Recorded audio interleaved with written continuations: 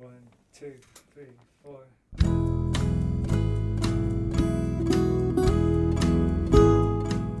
Hello, you're listening to the Skylight Books podcast series. We are a general interest independent bookstore located in the Los Feliz neighborhood of Los Angeles, California. This year, because of the coronavirus pandemic, we've had to close our store and cancel in-person events. But Skylight is your neighborhood bookstore, and we are finding ways to create community even while we're far apart. In the coming weeks, we'll be putting out lots of new audio content to help you discover new books, connect with authors, and check in with your favorite booksellers.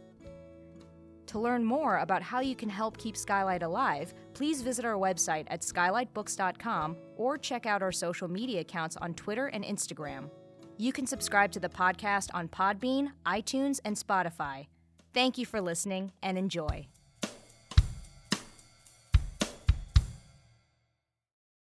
What a great event this is going to be, celebrating Wayne Koestenbaum. I can't believe how many people are here. This is super exciting. We've got Switzerland in the house. We've got Connecticut, Florida, Idaho, Delaware, Rhode Island, Wisconsin, a lot of New York, a lot of Los Angeles, Montana, Chicago. I could go on, but this is great. We're really glad each and every one of you is here. So now that we've introduced ourselves, we're going to bring on the main event tonight. This is just going to be a blast. Here's what's going to happen. There's going to be a short reading first. I'm going to introduce both of our guests, Wayne. Well, first I'll introduce Wayne, and then after he's done reading, I will bring in, I'll be bringing in our other guest, Maggie, and then they will be in a conversation for probably about 35 or 45 minutes. And then after the conversation, you guys will have the opportunity to ask Wayne or Maggie any questions you have. While you're listening to the presentation, you're welcome to ask questions right there in the chat box, and I'll make sure that they get into the queue on our very, very cool session here. I like this whole crowdcast. I think this is going to be just great. So again, welcome everybody. We're so glad you're here. Maggie forgot to mention that we're not taking any cash in the store. So if you do get the opportunity to come over, and we sure hope you do, to browse if you're in LA, don't bring cash. We don't want that. Anyway, you guys, let's get started right away. Like I said, we're celebrating Wayne Koestenbaum and his new book, Figure It Out. Wayne is a poet and a critic and an artist, and his books include The Queen's Throat, Opera, Homosexuality and the Mystery of Desire, a National Books Critics Circle Award finalist. He is also, wrote Jackie Under My Skin, Interpreting an Icon, My 80s and Other Essays, Hotel Theory, The Pink Transfer. There are so many books. It's so exciting, and we've got them all at Skylight Books. So if you need one of Wayne's books, please order from us. Right now, Wayne is a distinguished professor of English at the CUNY Graduate Center, and his website is waynekoestenbaum.com. Now, interviewing Wayne tonight and being in conversation, I'll just introduce her now, and then she can jump in when Wayne's done reading, is Maggie Nelson. Maggie is the author of 9 books of poetry and prose, including the National Book Critics Circle Award-winning The Argonauts. She also wrote The Art of Cruelty, A Reckoning, The Red Parts. Also amazing. And then, get this, you guys, Maggie won a fellowship. She was awarded a MacArthur Genius Fellowship, as well as other ones, and she's just stunning. She lives in Los Angeles. So right now, you guys, I'm going to let those guys take over. And please, wherever you are in the country or in the entire world, please put your hands together for Wayne Koestenbaum.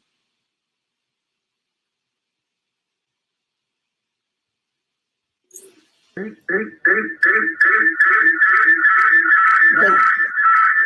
hear it. I think that's mad. Open there. Oh wow. Okay. Here, I hear my voice echoing.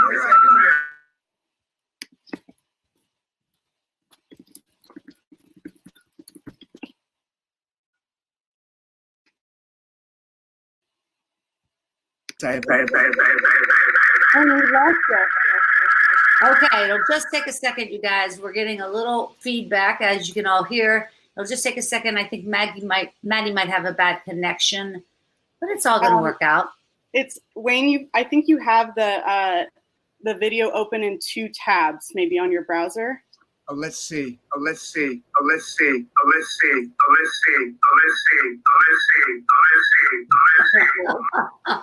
that? Is it? Yeah. There we go. We got it. Oh, I'm always at fault.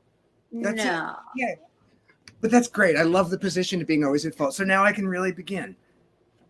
Now, hang on. I don't see your picture. Oh, let's see. No, Wayne, you're good. You're good. I don't see it. I can see it. Okay. Maggie, do you Thanks see to the it? audience for hanging in here right now. We're rolling with it. Wayne, I can see you. I can hear you. I think this all looks good. Okay, I'm going to start. Maggie, nod. Maggie, I can nod. Okay, great. I'm going to read a 2-page essay, really 2.5 pages, called Rauschenberg's Squeegee, about the artist Robert Rauschenberg, and it's a reading of a photograph of him in the early 60s doing something. Rauschenberg's Squeegee. In the studio, Robert Rauschenberg rolls his shirt sleeves above the biceps. Elbow dimples and chunky arms add up to charm, success, the luxury of being beheld. Bryce Marden, assisting today, beholds him. So does Mel Bachner, the unseen photographer. Twice beheld, Rauschenberg refuses to smile. Images emerging from his squeegee catch the 1968 sunlight and send it into convulsions that won't end tyranny. And yet Rauschenberg intends to end tyranny by spreading imagery far in concentric circles, away from his unified self and toward a multi-souled conglomerate of flutterings that constitute the enlarged Bob, the decentered artist, the prolific repeater. Rauschenberg's shoes, black leather, veer toward finance, respectability. His pants, are they jeans or mere slacks, govern the atmosphere by refusing to negate the atmosphere. Pants stay above the fray by being rolled up to expose the Rauschenberg ankles clad in dress socks. His hair, without frill or flaw, affords a frame. His hair, like Johnny Cash's, takes a loose, soulful stand. Rauschenberg's hair will permit pugnaciousness for ceremony's sake, but would prefer to take a pacifist route by lying down, a protester in the middle of the highway. I place my body of potential victims on the road of art history, the hair of Rauschenberg might say, if it had the will to confess. But his hair remains silent, creating a vacuum to be filled by the volubility of his flannel shirt, which, untucked, has the stalwart elan of a Paul Bunyan theme park memento purchased for a squalling boy who suffered motion sickness on the merry-go-round.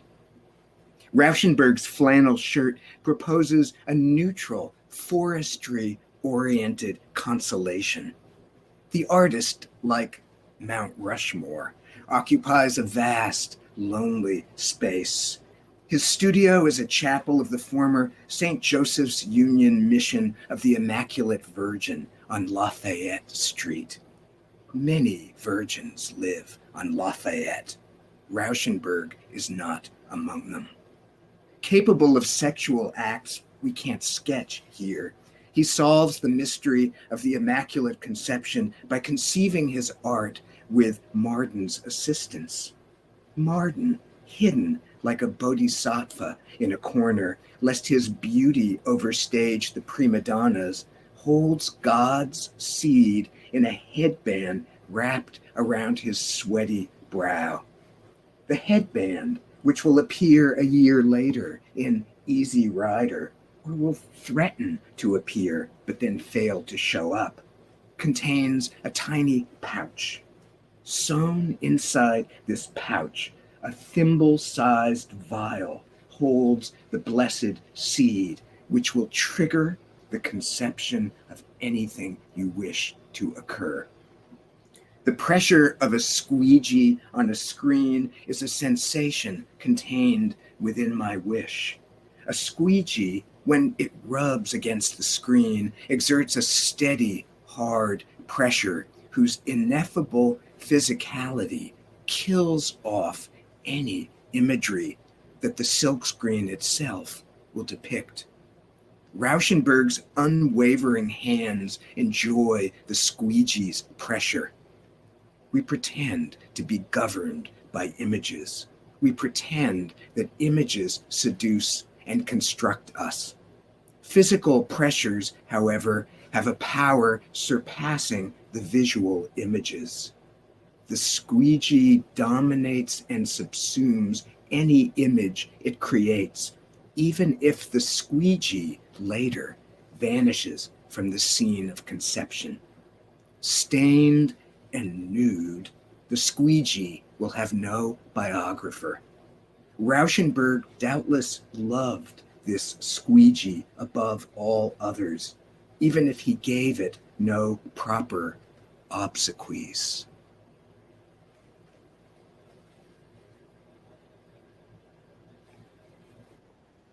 Okay, Maggie, that was lonely. That was lonely. I just assumed. No, we were all here with you is the thing, you know. I was reading along, so I assumed that's why I took that my picture actually away. everybody had gone, and it was okay if I was alone and everybody was wandering around in the desert for 40 days. No, well, this is a very good segue into the first thing I wanted to say, which is that well, hi to Wayne, and also that, you know, my whole life since I first started reading you or knowing you, but also through COVID, especially, just knowing that you exist makes me feel hopeful and able to go on, like literally every day. Just thinking of you out there. So not only are you not alone, but just so you know, and I'm sure that's true for many people watching right now, which is just to say that,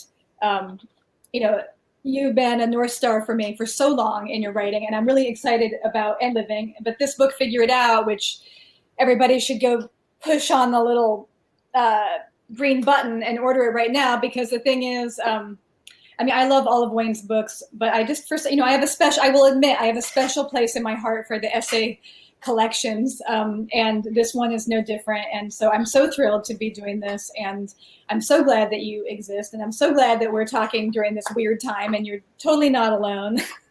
And so that's my introduction.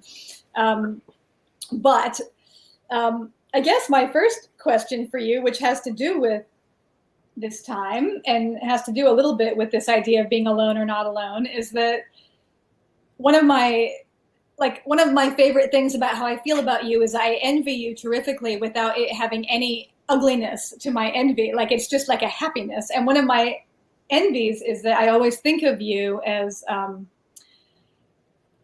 like an art animal or like a literary animal that's able to adapt to anything that the world is. And so when you're doing slow looking or running around town and looking at art, like there's that. But then I imagine you during this time completely able to be painting or playing the piano or having completely asocial solitary time as well. I don't know if any of that's true. So my first question, though, is just because we spoke about this a little bit today, just any thinking about the social and antisocial or asocial that you've had during this time about art or otherwise, you know? Yeah, no, well, Maggie, first of all, I double back to you and replicate and repeat and say you and I are chronologically in a very strange relation, because I'm older and I would, so it was first in the world, but then there's you, and you define me in so many ways. And I've learned so much, honestly, from your work, as I hope you know, and I know you know, and I have told you many times, but that, I will, to tie it in with to tie this ode to Maggie into answering the question. It has something to do with maybe the way you fold together the generous and the alone, or the solitary and the out there. That you are able, as somebody who groomed yourself as a poet first, to dwell in language and listen to it in a very private way, quickly moved on to call it larger projects, or projects that seized the world and wrangled it. So I guess COVID, me, social, antisocial, as you know, I've always been a big proponent of the antisocial turn without actually ever being antisocial per se. But like I subscribed early on in the 80s, I think, to the allure of the movement away from all the sacred cows of cooperation, amelioration, goodness, even, and transgression, call it the satanic, infernal. Fecal is a big word of praise in my book, as is masturbatory. Unfettered play, with the notion that the world may be destroyed by the solitary player, and I've always been happy for that to be the case, maybe because I thought the world wouldn't ever be destroyed, which is not true. As a child of the Hiroshima era and the Holocaust, I of course understood that the world was always already destroyed. But I guess I just want to say that I've not been a model COVID producer or thinker or beer, and I guess I've felt, partly because of everything in the world right now and the sense of hope and despair and change, tectonic change and everything, I felt fiercely social while being the pause button having been hit on my actual being and interruptions. I don't know, I would say the interiority has lost some of its savor. Right. I'm not basking in some kind of like Artaud jouissance. I'm really not. Right. Yeah. Well, it's, interiority is defined by the exterior option, right? So it's a little bit, yeah. But I also have the feeling, I've always wanted school to be canceled. I've always wanted structures to crumble. I've always been happy, right? When things get downgraded, canceled, Right. Obliterated, tear down the statues. I've always been very happy. It makes a cleaner horizon for consciousness. Right.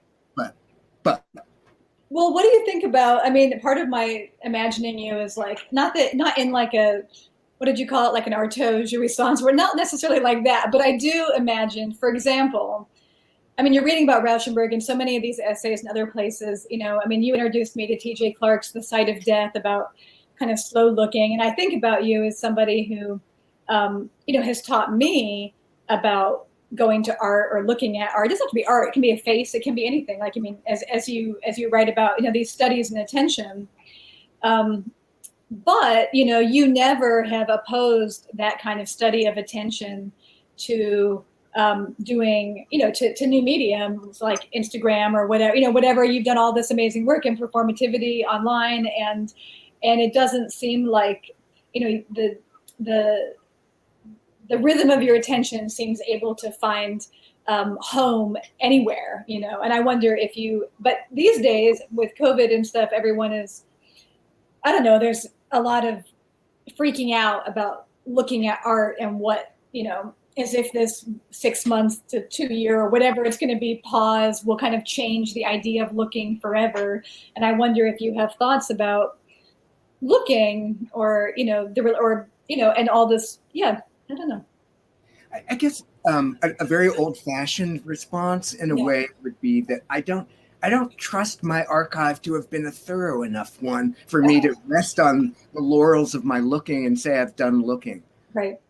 So I guess in a very concrete way, in terms of film, the last year for me has been a kind of self-education project with the help of my students at CUNY in a couple of seminars I've been teaching, in familiarizing myself with the tradition of independent art, poet filmmaking. And you and I have talked about Peggy Awish, for example. Yeah. And so I kind of think, just as a general rule, until I've seen all the films of Peggy Awish, I'm not going to stop looking. Right. And Great. And Peggy, hopefully, will never stop making them. So.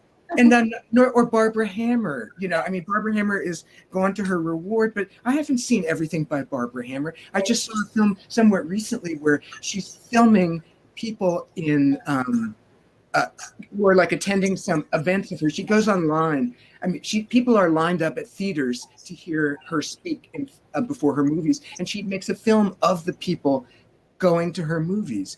And, I mean, who knew that such a thing exists? That's a kind of looking too, that the artist looking at the audience. I guess just say Peggy Awish and Barbara Hammer as models for undersung. I mean, there are plenty recognized too, but So I guess I'm saying, Maggie, until I've really scrutinized the past, the present, and the future, I just think no time to pause. No time to pause. Fantastic. All right. My next question for you, Wayne, is a strange one, but it's related, in fact, to seeing people or not seeing people at this time, which is, what do you think about COVID fashion? And I don't mean that by what your mask should say. What I mean is I've been just kind of fascinated with the urge or not the urge to wear anything when one's not witnessed by other people. And I thought you would have interesting thoughts on the matter. I personally have ordered a whole new Obi-Wan Kenobi set of domestic wear, but nobody sees it except for now you 333 people. But I'm very fascinated with what people are, especially you, how you're getting dressed every day. COVID fashion, okay? This is COVID fashion. It's very, shorts, pink shorts, tank top. You ever see me in a tank top? No. I really thought about coming to this event with just the tank top, and I did 75 push-ups, but that wasn't enough. Oh my gosh, I'm blushing for you, but it's not on your behalf. It's just because I'm so excited. No, I just thought, so COVID fashion is that is this and right. This whole thing. See, just air and and I'm barefoot. I hate being barefoot. I won't show you my feet, but I am barefoot. Right. But I think that. I think that you're yellow. I noticed it this afternoon, and it's yellow. It's so saturated. I don't know if that's connected to COVID. It's cheap, I think, is the issue. Because another thing about COVID fashion is I don't think I should buy anything more than $15 since no one else is going to see it. I know. Okay. So that was very fruitful. And this is also related because I just want to make sure that you guys, I'm sure you all know how great Wayne's writing is, but I just wanted to read a couple things. And this is related to being excited or not excited about what you wear. But in this essay, My New Glasses, so Wayne writes, "Don't get too excited about your glasses. We may need to kill you. Who is scolding me? Some schoolyard bully? A warden who wants to scapegoat me for disseminating what I once called fag ideation? I spread fag ideation around like a diptych room spray to conceal the head farts, as Antonin Artaud put it, that normative logic imposes on the trippy dream world of enlarged thought." So I just wanted to throw that out there for a few reasons. One, I just noticed in what you just read about Rauschenberg that enlarged also plays an appearance in that essay as a word, which is very interesting to me, but also just this, it recurs kind of throughout, this voice, the schoolyard bully telling you don't get too excited about your glasses. And we both worship at the altar of Eve Sedgwick, who you have an essay in here about. And I always, Eve and you and other people, made this kind of dyad of, excitement and shame, very obvious to many of us, but, which seems obviously on display here. So you're so, this whole book and your whole writing life is all about excitement about things or being spellbound. And then there's this phantom voice. And I just wondered if you wanted to say anything about that. And if fag ideation or the trippy dream world of enlarged thought had changed those concepts for you over time. Yeah, well, I was thinking today very much of that. This is kind of Well, first I will say about enlargement. Right away, when a phrase in my first book of essays, Cleavage, I have an essay that quotes Keats, something Keats said. I think it was Keats, it might have been Rilke, about nostrils wide open to everything. Nostrils are not a lovely part of the body, really. So I won't make that. Nostrils should remain as closed as possible. Nonetheless, the notion of like drinking in promiscuously the sensations of the world has always been attractive to me, and not like in an aesthetic movement way of like gently connoisseur like tasting them, but overdosing on them in big gulps. And so I was thinking today about trans being and trans lives, and wondering, for example, if had I been in a different era, perhaps that certain trans narratives would have fit me more or felt more urgent than they did. Because I was just, so I guess in terms of excitement and shame, I talk a lot about my childhood, not because I think I was unusually scapegoated or had an unusually thwarted existence, but I think because childhood for me was the paradigm of the person spraying fag ideation all over and it not landing on surfaces right. So, like in third grade, I think it was in third grade, I signed my papers Mary Poppins. What else? What the fuck else was I going to sign my papers? Mary Poppins, take notice. And I spent most recesses reading encyclopedias in the library, mostly about movies, reading encyclopedias. I got married on the schoolyard to a girl. I don't know. So I guess what I'm saying is, in terms of enlargement, fag ideation, excitement, shame, my life has always been structured by a sense of asymptotic reaching toward what I feel within me and around me if I'm only exuberant enough to grab it. And I feel checked in that by my own lassitude, limitations, failure to persevere, and the schoolyard bully. And the schoolyard bullies have not gone away, to say the least. They're really much fiercer than schoolyard bullies. But I would just say, I feel lucky to have been bullied to that extent, to the extent I was bullied, even if only gently, because it gave me an early education in the reality of the need for resistance. I don't know if the voice of obligation or of the writer's task or all this kind of other discourse in this book is the voice of the bully per se, but I was really taken with the essay No More Tasks in here, and it's kind of lengthy discussion about, in a different essay, Odd Secrets of the Line, which is kind of a lot about resisting coherent argument, and I was, so I'll just start with the writer's obligation thing. I mean, what's so interesting about this essay, and I think of this as a kind of hallmark sometimes of your writing, not all the time, but where you'll very much say no more tasks, and endorse that point of view while the sentences start off, the writer's obligation is to X, the writer's obligation is to that. So you're kind of, which I think of a lot, because I think in my own writing life, I think about this paradox that you once told me, where you were like, you have to say indefensible things, and then you can spend the whole rest of your essay like blurring them, but you have to, and I know that kind of sense of the blur and then the strong statement. But I just wonder, do you feel like the sense of obligation and tasks, which is, it's from kind of all quarters right now about to the writer or the artist, is a kind of bullying?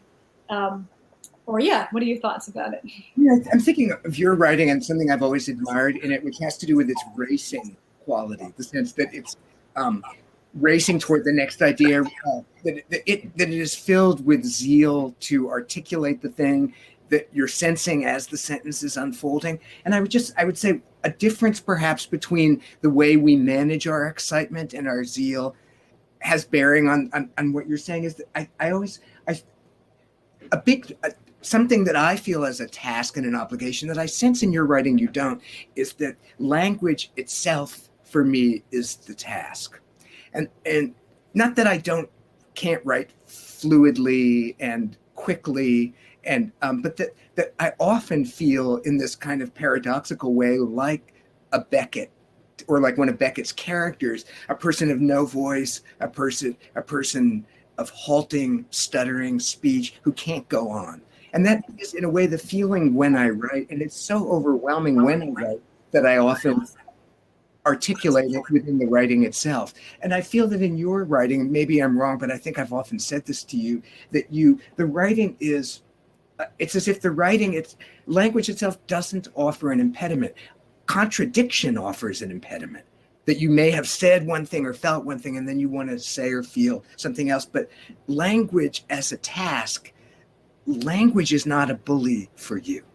Language is... What it means is that my language is less interesting than yours, because in the stained glass Windex dyad about writers that you kind of rehearse at the end of this book vis-a-vis early workshop in Baltimore with John Bart, like, where he said you have to decide if you're a writer who's into the stained glass version or the Windex version. And, you know, I mean,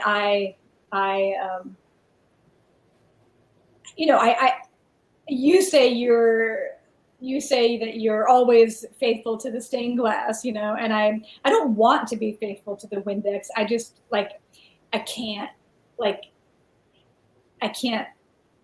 I want to be showy, and I don't know how. I just don't even know where to go. I don't even know where to shop to find showy. Like, I just don't even know where to go. You know what I mean? But that just means though that. But when I read your writing, I know that it's in syntax and it's in vocabulary and it's in rhythm and it's in sentence structure. It's in a million things, you know, that I forget about when I write. You know.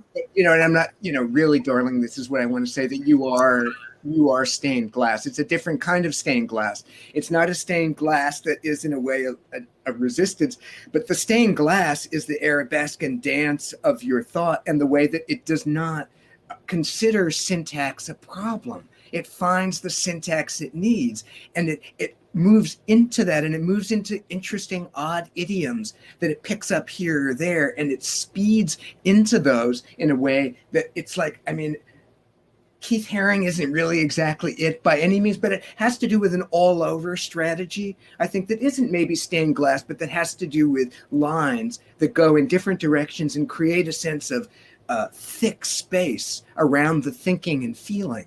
It's not, in a way, your tempo is less comma-ridden than mine. I use a lot of commas, I use a lot of multisyllabic words, and there's a lot of poetry-like enjambment effects that stop the movement. And sometimes but you, I think, you move here and there, and it's like really like what Kandinsky figured out about lines shooting in different ways into space. It's not stained glass. It's not stained glass. It's a kaleidoscope.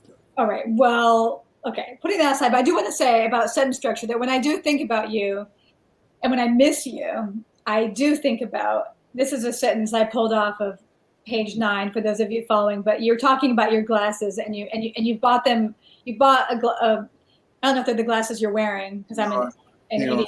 But so it's it's the son of the designer that you wanted to buy the glasses of, or the grandson or something. Yeah, it's the son, Jeremy Tarian, and I wanted whatever his name is, Alan Meekley. So this is just to note why it says air, H-E-I-R. So the sentence reads, air vibe, obedient patriarchal descent vibe, suffuses my new frames. But when I miss you, I always think about introductory, appositive clauses and with the comma. And I try and do it in my writing. Like I try and just reverse the sentence around and flip something to come first, because it's like the way you do it, it always feels like you're inviting the reader into like a conspiracy. But then it doesn't suit me. I would say it's like ambivalence might not be the right word, but of course we both are, like everybody, interesting. I think we're creatures of ambivalence. I mean, everything is ambivalent, and we don't know which flavor, and we don't know whether it's excitement or shame. I mean, we don't know even how many the bullies are proliferating. But I think that my sense of one of the things that's exciting about your writing is the way you stage that ambivalence in the syntax and in the movement. and that you don't need to, I think, what I do with maybe the moving phrases over there is that the lump of language that I come up with when I draft needs to be really edited in a way, in a cinematic way almost, and bits of it need to be shoved in different places. And there's often just literally a lot. It's like cleaning up a room after a cyclone hit it. And I have to move things in places, and there sometimes isn't any other place to move them. And I like turgidity. And I like, in that like Artaud, Gertrude Stein way, I like language that refers to itself not to be fancy, but to be physical. And I like language that makes a palpable affair of its physicality. And I think that's what I wanted to read, the squeegee thing. And is to put right at the center. There are imagery is one thing, and this is somewhat of a book about art, and we both talk about art a lot, but it's the physicality that underlies it. And languages, the squeegee-like tenacity of language interests me a lot. I mean, it reminds me, so in the essay about the line where you're talking about being accused of avoiding coherent argument, but you say, random details restore my birthright optimism, while strict argument fastens me to an electric chair, which is so great. And I feel like it's, but what I also love, and when you're kind of claiming mystification, because I always think about this with you, where like as a teacher,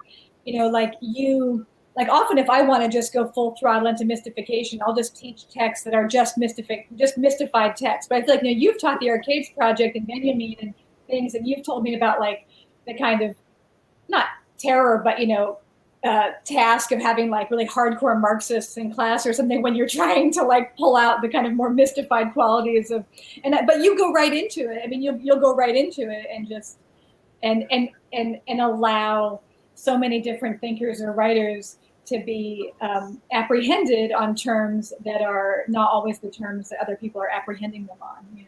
I feel like I read in some interview of you or of in part of our intertext out there in the media, I heard you said something about like how I told you to not get bogged down with the big boys or something.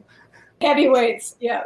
Don't get bogged down with the heavyweights. And I think that we both, in a way, we started out very young doing the thing that we were doing. And we knew very early in our 20s, in a sense, the kind of thing we wanted to be doing. And I think as a result of that, even though I think we're both very people pleaser types in our own different ways, we try to be social in that way.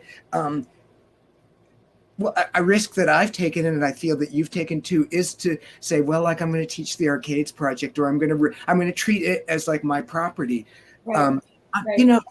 I think in my dissertation, the first chapter is about Freud, right. And like I would never actually get away with that had I been as bullied and policed as I act like I've been in my life. I got away with murder.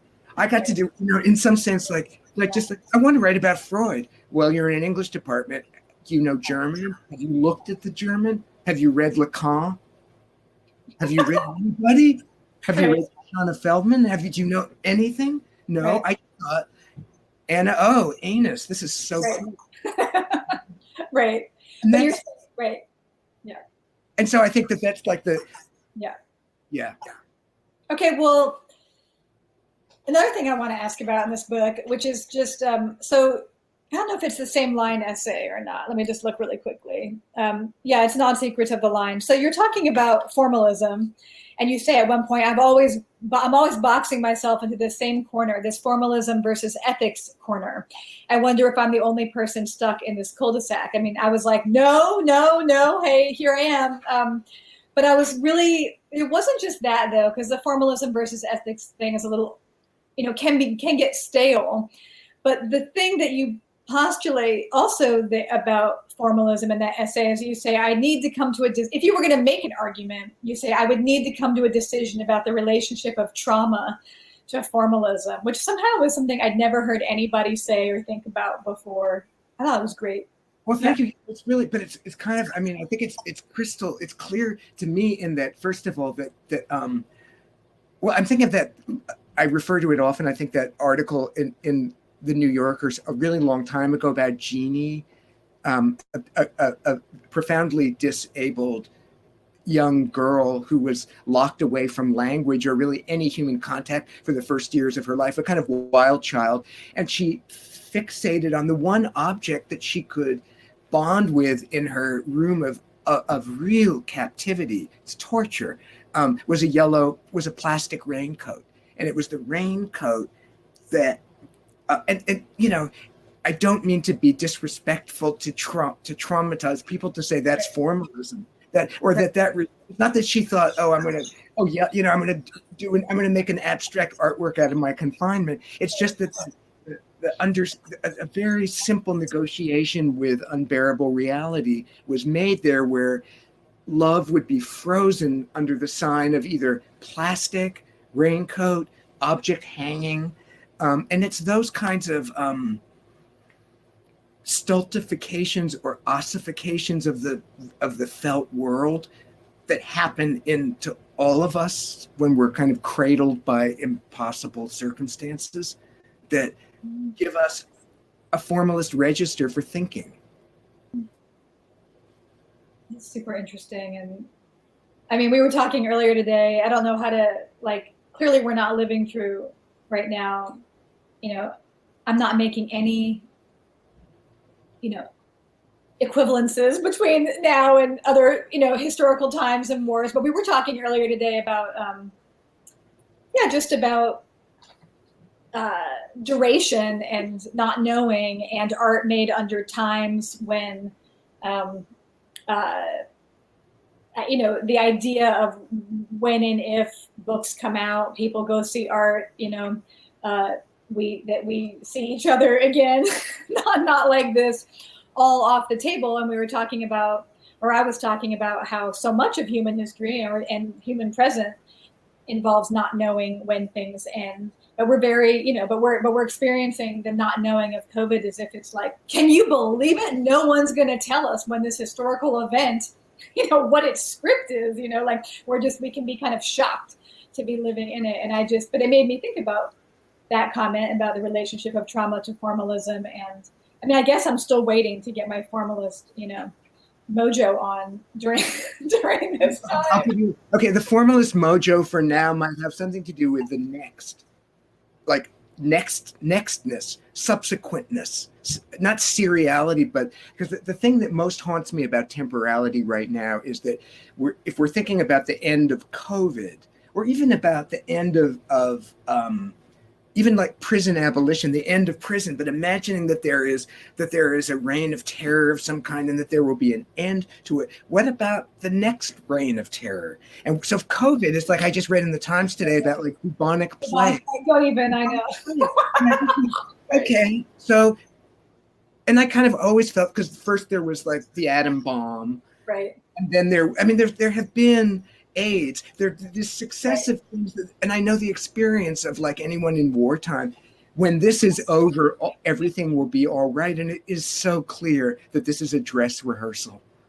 And we all know, and we know, you in LA know with the fires and all that there is this, it's the eschatological drift of everything. So I guess the formalist thing would be how to dwell within a thing in a time that you're waiting eagerly for the end of, when you know that there is, it's a trilogy of terror. There will be, So what's right? Are they on top of each other? Are they next to each other? Does one cause the other? Yeah. Can you reverse, those kinds of relations which are formalist? Right. That is true. Okay, you're right. That is the formalist mojo. So I'm making a note of this. Okay. Although I know that I'm kind of I know you're all out there still, and we're going to get to you. So I just have one more question. Actually, it's not even a question. I just wanted to read something because I love it so much. And this is from, and then we'll move to taking some questions. But this is from your essay about Eve Sedgwick, Riding the Escalator with Eve. And you say, and this is maybe related to temporality, but you say at a certain point, you say, I cannot forgive 2018 for not taking in gaily a style of critical gaming as amply showy as Eve. Don't polarize, I tell myself. following Eve's example. Don't make a binary of 1993 and 2018 and then act brutalized by a paradigm you've coined. I thought that was so brilliant. I mean, in part just because part of the temporality of what you're thinking is this endless idea of like, this was then and this is now. And we all know, I mean, I was thinking about talking to you today, and some of you watching may know that, you know, I met Wayne when I went to graduate school, and we did our work together in the 9/11 era, you know, and which is very much on my mind now. So what I was thinking about, but I was also thinking about 1993 and 2018. And anyway, I was just thinking about the don't polarize. And I was also thinking about the not being able also to forgive your time for not allowing for the showy, which is kind of related to what we were talking about before about tasks and obligation. I don't know. It's not a question. I just but it's kind of like why I'm in a way a curator, librarian, archivist, critic type, is that I do rarely forgive the present for not remembering the urgencies of 1993 or 1893. It's not like I'm so like a medievalist or anything, but and it's like the old problem.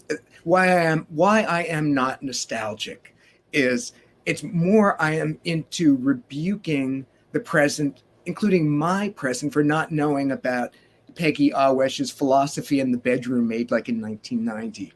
You know, that kind of thing. Like there's a lot to rebuke ourselves for not understanding that already happened and was bled for. So I guess it's not masterpieces of the past I'm talking about.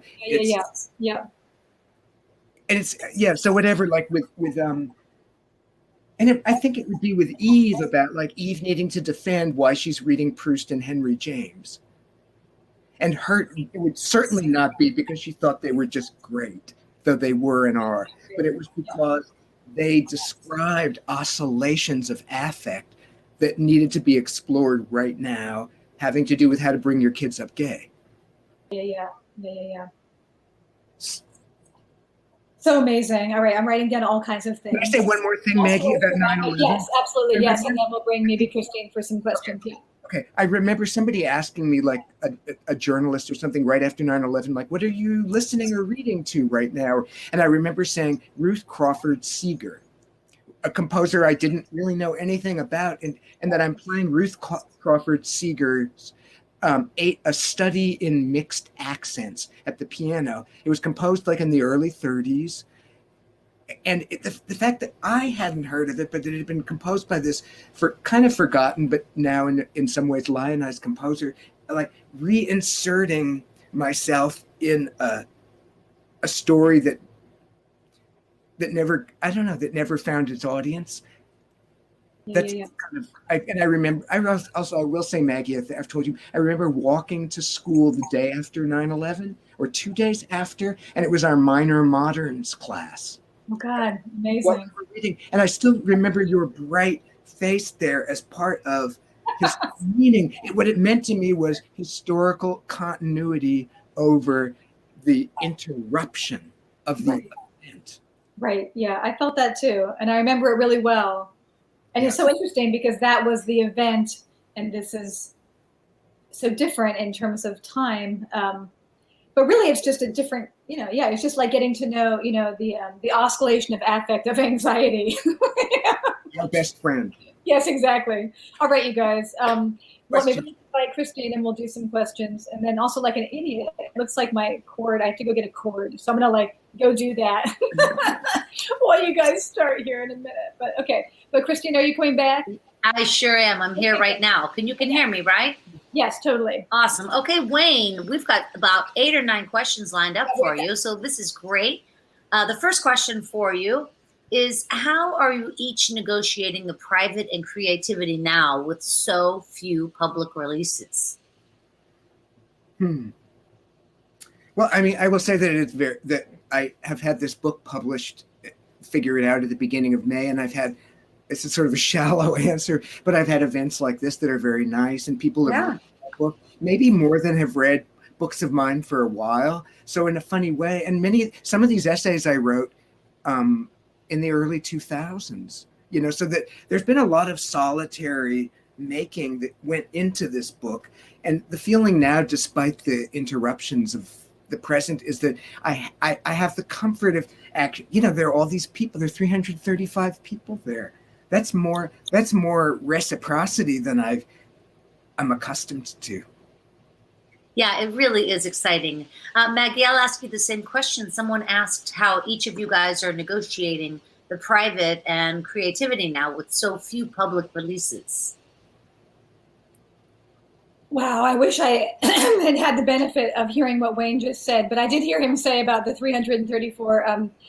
Well, I don't know. I mean, I'm finishing a book right now, and I was not in any phase of public living, so none of that's changed. The only thing that changed is just lack of childcare and no time to have solitary labor.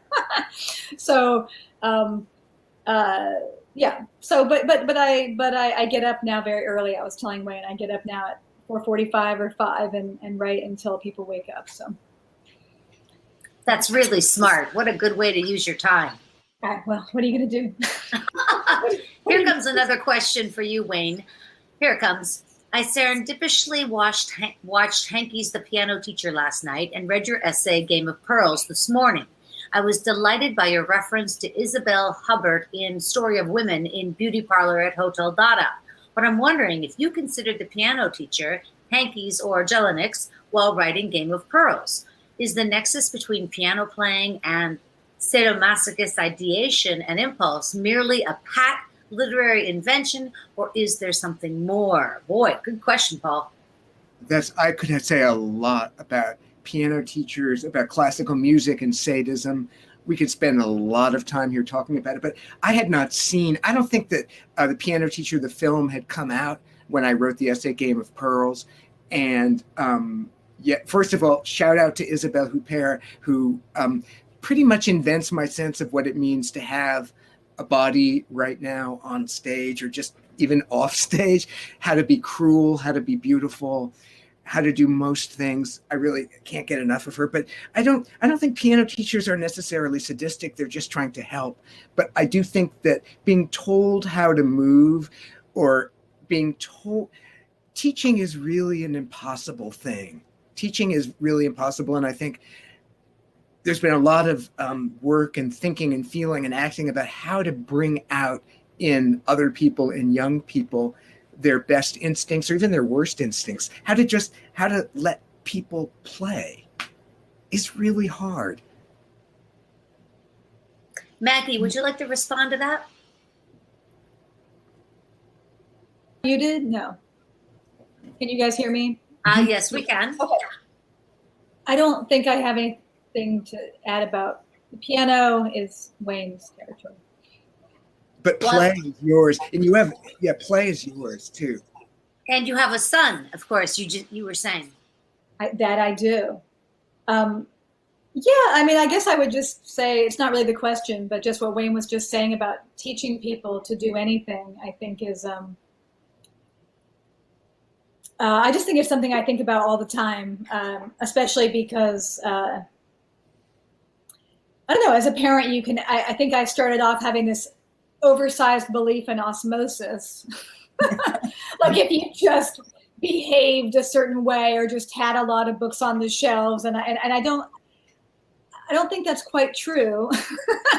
And yet what Wayne's describing about telling people how to be is not right either. So it's I mean, I think one can, I mean, part of what's so beautiful to me about Wayne having been a teacher of mine is that, and Eve as well, and other things, is that, I've thought a lot about people who've taught me, and I love reading in Wayne's book, the essay on John Barth, or anyone who teaches, because I think that in some ways retrospecting about how you were taught or what you got out of how you were taught tells us more about teaching than like the moment of teaching. There's very little that you can learn in the temporal present about what kind of knowledge is being imparted. But there's a lot you can learn by, living many years and thinking about it.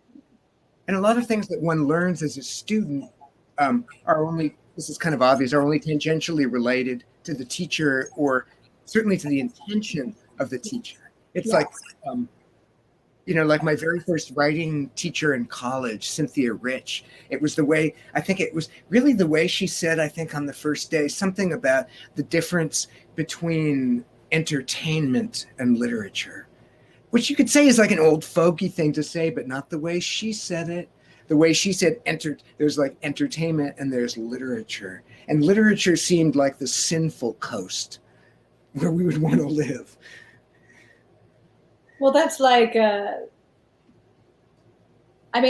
met Wayne in part because I went to see him and he told me to look at, when I was trying to decide about going to grad school, what people were wearing at the different grad schools I was looking at.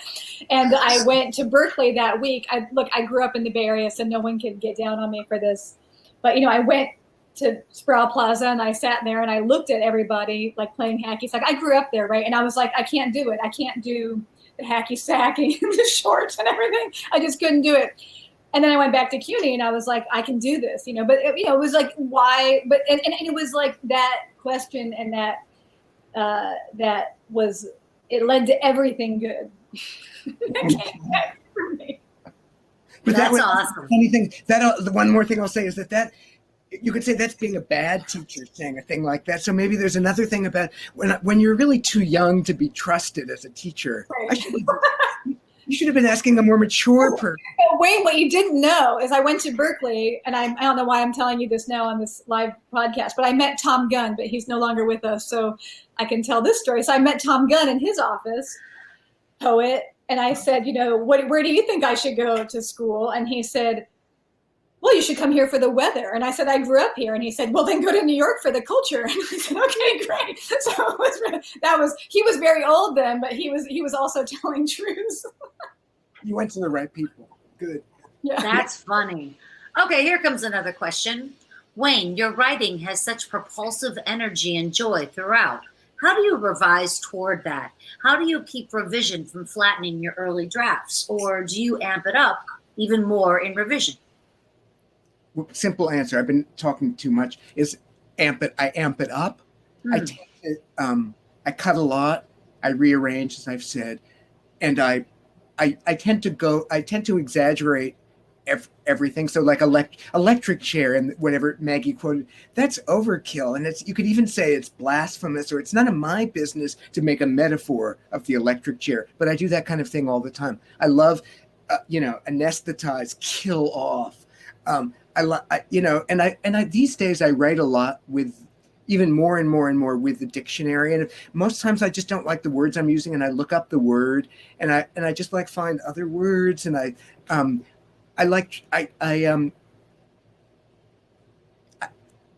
try to, I don't know. Yeah, there's something Keats said. This is also in the curmudgeon category about like load every rift with ore or whatever, which is exactly. I don't want to ever be a person who quotes that, but I am a person who quotes it and quotes it wrongly. I try to load every rift with ore. O-R-E. Yes, I understand ore is very heavy. That's probably true, yes? Yeah. All right, here's another question. Wayne, your work is so funny, and hearing you read without the ability to hear others react feels like watching an old sitcom with no laugh track. Does reading, performing, talking in this medium alter the experience of presenting your work? And what is the role of jokes in your work? In this medium, you meaning like in the Zoom medium or whatever, it reproduces primal autistic terror. I think, like I said, when I was reading this thing out loud, I assumed that actually that I had been disconnected and that I was actually just alone in my room reading. And that would have been okay too. But what was the question? It was, I actually now forgot the question. Well, the question is basically just like, does reading, performing, or talking in this medium, and I guess that of course means virtually, alter the experience of presenting your work? Do you read differently in a bookstore, or is this what you do? Right. I actually really love improvising. I love verbal improvising, and I love becoming someone more than I am or other than I am by improvising. I don't actually think verbally improvising isn't that different from writing, is that you get to be more exuberant than you. I mean, when I'm not doing this, I'm a lump. Or something like, aren't we all lumps when we're not effervescing? And having an opportunity through the nervousness of the nervous making nature of interlocution to get jazzed up I like being stimulated. Wayne, I once heard an author say that they really enjoy, of course, talking out loud and in front of a group of people, but that this is a whole different sensibility because you are live, but yet there's only a few people that can really, reach out and ask you these questions. So I think what they're wondering, some is, will you continue to do this after COVID-19? I think that's the question. I'll do anything. That's awesome. Anything I'm asked to do. That's awesome. Here's a really funny question that someone asked. What are the possibilities of the escalator? Do they compare favorably or unfavorably to the elevator? Escalators are really, and the escalator I rode with Eve Sedgwick was probably in the Macy's in Union Square in San Francisco, where the escalator was at the time. And I think that it was, the thing about escalators in the department stores of my youth in the Bay Area would be, and maybe it's still the case, is that you would travel from floor to floor with full visibility around you of like women's purses, Boy Scout equipment, fishing gear, I don't know, funeral. No. Like you would just, like, an escalator was this kind of viewing chamber where you could see the all the progressions of human wear. I don't know, Maggie, do you have thoughts on escalators? No, they seem better in COVID-19 than elevators, but no, I have no thoughts on the escalator. But I do have one thing I wanted to ask you, Wayne, which is totally unfair because we're doing audience questions, but I'm just going to tyrannize, which is that, so there's one more quote I didn't read in my questions where you say, writing is a terrible task.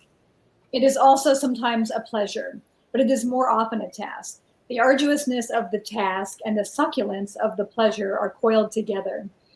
And when you were just talking about being a lump and then being kind of called into stimulation, which I relate to very much. I think of you vis-a-vis doing trance poetics or doing performative piano, free associative performances. I think of you as somebody who finds a way to make writing not a terrible task. I increasingly feel like writing is a terrible task. I'm very bothered by this because I didn't used to think writing was a terrible task, but I feel like as I age, it becomes more and more terrible. But I feel like I think of you, and I want you to tell me if I'm wrong. Do you care that it's terrible, or do you find that these methodologies about trance or musicality performances, do you find, or Instagram, do you find that those things relieve the pressure of its taskmaster status? Two things I want to say. One, yes. And the thing I'm really excited right now is learning how to edit on Premiere Pro to make more, montage, it was invented in like the teens or the 20s. And I'm discovering again the magic of, there's this bit of footage and you put it next to something else. And then you put it next to something else. And this is just basically like learning how to write a poem, or writing an essay in the mode that we practice of kind of accretion and juxtaposition. You put one thing next to another and then next to another thing, and all sorts of magical arguments are created that you never could have crafted consciously. So yeah, I guess you could say I'm rediscovering argument and sequentiality through Premiere Pro. And I want to say also to you, Maggie, if it feels like a task now, I really think, entre nous, when you're done with this book, it won't feel like a task. You're going to find something else that's going to be really not like a task. Not that, and this book also will not be to the reader a task. You enliven your body in the writing process. The taskness to me is that, like, I don't feel like I was put on this earth to sit in a chair for 8 hours at a screen. I don't like doing it. Like I don't want I'm like kinetic. I like to move. I like to be, it's like, why is this the task, But I feel like you've mobilized your body. Well, this project, this poetic project that I've done these peripatetic sonnets that I wrote while walking around New York City and dictating them into my phone. And I also, right now, when I've been revising this book of fables, I pace a lot. And actually in this COVID period or whatever, I have learned not to take walks, to pace, and it being okay to simply walk in a perseverating circle around a yard or whatever, just to move. Yeah. Okay, I return it to the group. Okay. Yeah, Wayne, I want to go back if we could for just one more moment, because I actually lost my train of thought before, but now I have it. I've heard authors tell me that they wish that they had written their audiobooks or read their audiobooks aloud before they finished the actual writing of the book, because when they say it aloud, and like you're talking about now, being on a virtual situation, when they say it aloud, they in fact are able to improvise, and they add some things that they wish they had written down before they actually, sealed the deal of the book. That's true. I'm sure, Maggie, I wonder if you would agree. Yeah, it is true that when you read something out loud, you discover things, but I don't read everything of mine out loud before I publish it, but I generally read a lot of things I write out loud. And when I'm writing it, I am singing it to myself in some way. And I'm making, even just with my knee, making a kind of ballet. But I read things out loud a lot. Okay, here's a simple question. Wayne, how do you make your eggs? My boyfriend makes them for me most. Good answer. Maggie, how do you make your egg?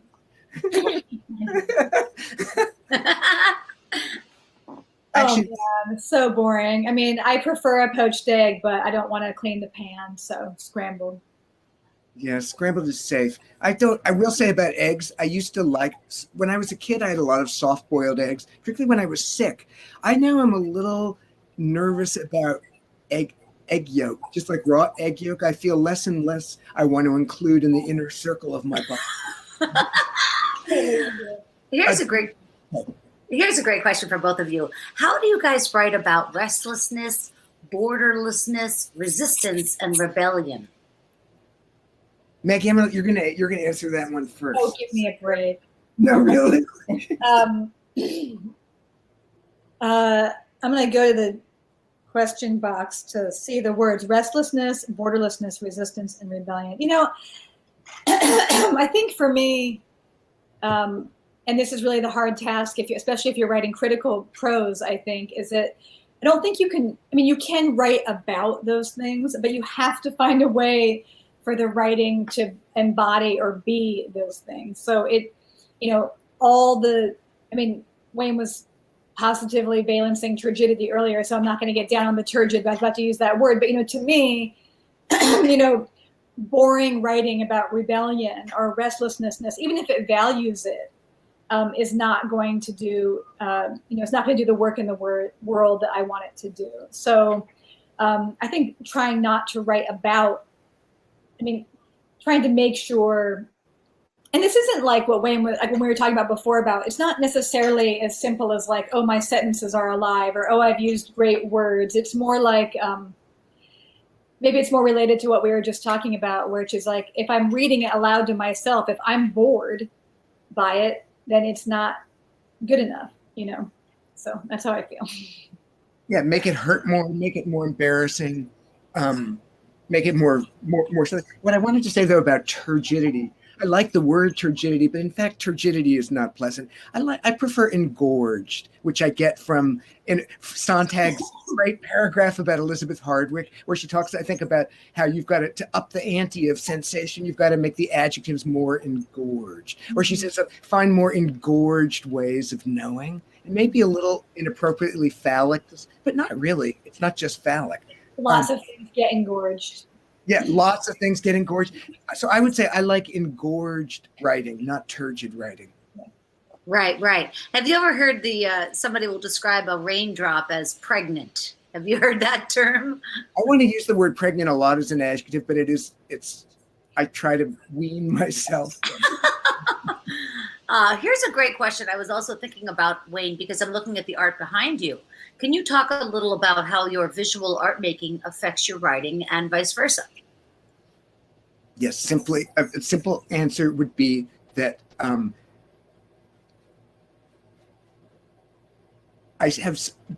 by becoming a visual artist, I slow down and look for the events and moods that are surrounding the thing I'm focusing on. And so that and it may be in terms of writing that if I think I'm talking about a scene, or if my consciousness is focused toward here, I am aware that, well, that's one part of the painting, but there are other areas over there. And if I can let myself look, literally just wander outside the frame without losing the frame. So I would say relations of contiguity and of blurred borders, the blurred borders of the described thing that open onto other historical scenes and other sensual possibilities. It's a kind of synesthesia. Like, for example, I'm looking at the word right here, paper clips, and it's right by Allen Ginsberg's The Fall of America or whatever. And like, I can't go too profound there. I can't actually say anything, but it would be like letting either paper clips or The Fall of America, letting the atmosphere around them lead me to the thing that I really want to say, which of course happens just through free association in writing, but there's a difference that I find myself unable to describe about how to key into and tap the energies of the ambient, the next to, the neighborly. And Maggie, what is behind? I've been looking at this very brightly colored art behind you. What is that? It's actually kind of similar to some of your other things. Both of these pieces, I believe, are friends of Harry's or previous students. And Harry, my partner, has a very good habit of acquiring work from young people. So we have a lot of it. The one at the bottom reminds me first of certain of like drawings of Maria Lasnik. Yeah, something. Yeah. Part of her body.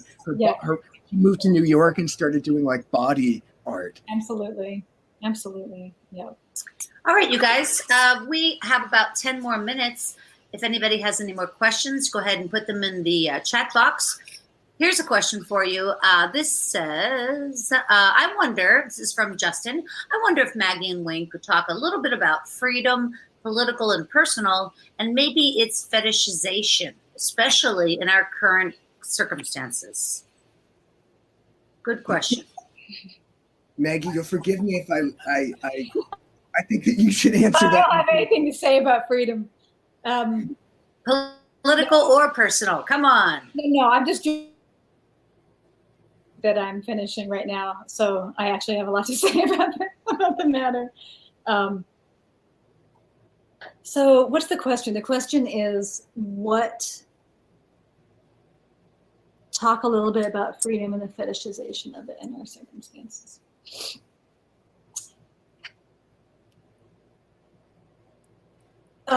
I will say this, that actually Wayne's has a great line from an essay of his called Stein is Nice, which appears in Cleavage, about Gertrude Stein, and he is talking about the proper noun in, actually, no, you're just talking about a word in Stein. I don't think it even has to be a proper noun, but you say it's like a train ticket, that the word gets perforated by being clicked by like every station through which it passes. And I actually used that metaphor in my forthcoming book about freedom, because I'm very interested in words as language games, and I'm very interested in the Wittgensteinian idea of a word being its meaning, being its use.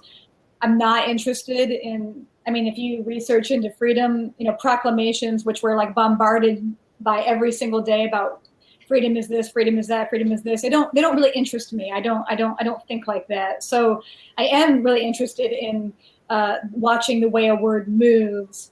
And maybe it's what Wayne was just talking about, actually, in a weird way, about the blurred boundaries of the described thing, or looking at this surround, So I'm very interested in this surround in conversations about freedom, but I'm not interested in, to me, every proclamation about what freedom is or is not, they can be moving and they can be politically strategic, but they don't move me in the same way that getting a vista of a whole scene does, if that makes sense.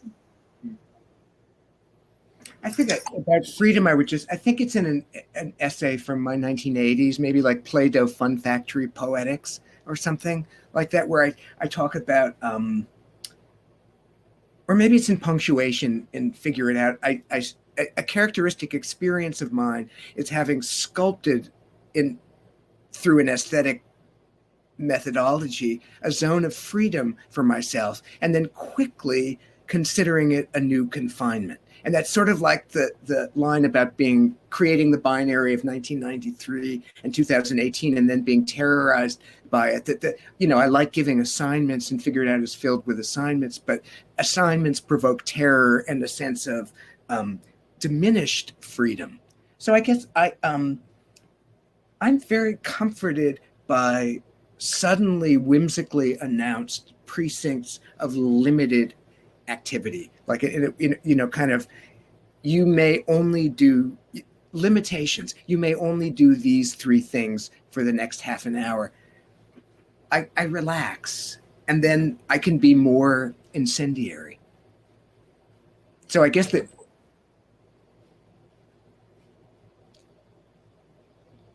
I don't know what to say. I wanted to say I'm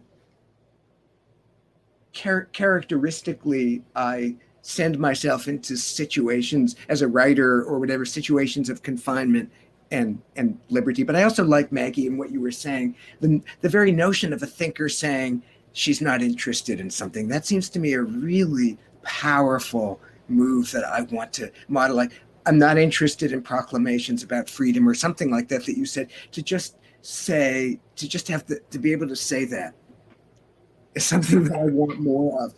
Right. Well, I'm like, when I was younger, I read this interview with John Cage, and I didn't know who John Cage was, but I read the interview. I think I was actually in high school, and an interview asked him what he regretted the most in his life.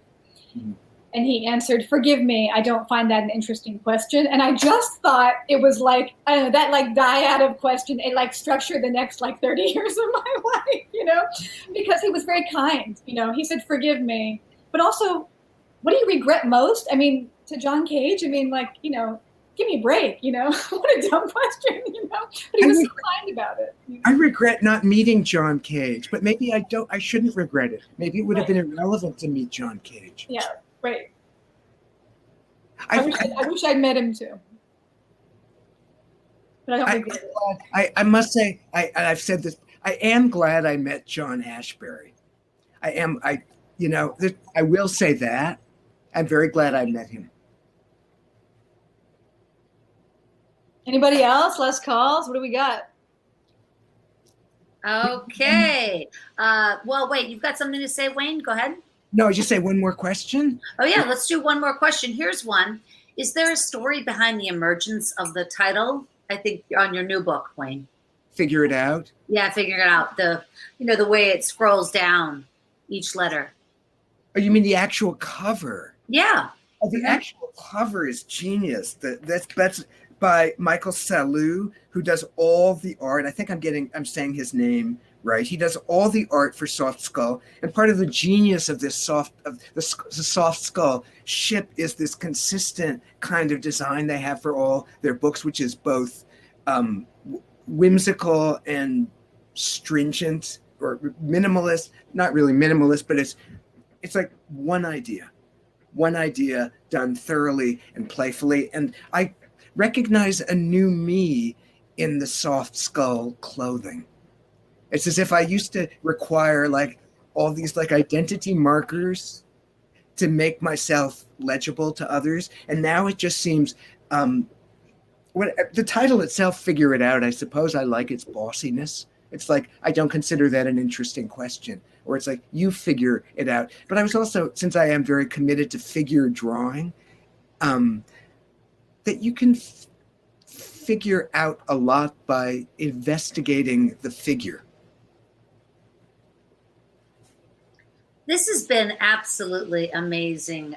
Boy, I'll tell you, everybody is just saying thank you, and everybody's so grateful that you both did this, Maggie and Wayne. Thank you so much, from Sydney, Australia to Switzerland and all over the United States. People are watching you in all sorts of time zones, and we really appreciate your time, Wayne and Maggie. So you guys, wherever you are, start clapping wherever you are for these guys. Why not? And check us out. Yes, and check us out at Skylight. Yeah, you bet. Check us out at skylightbooks.com. If you're in Los Angeles, come on by, say hello. And everybody, be safe out there. We really appreciate you all coming. Thank you. One more time, you guys, on behalf of Maggie Nelson and Wayne Koestenbaum. Thank you so much, you guys. Thank you. Thank you. Bye, Wayne. Bye, Maggie. Bye. Good night. Thank you for listening to the Skylight Books podcast series. Please don't forget to visit our website at skylightbooks.com and make sure to follow us on Twitter and Instagram. Also, don't forget to subscribe to this podcast for more author talks and bookseller conversations. You can find us on Podbean, iTunes, and Spotify. Stay safe and healthy, and we hope to see you back in our store soon.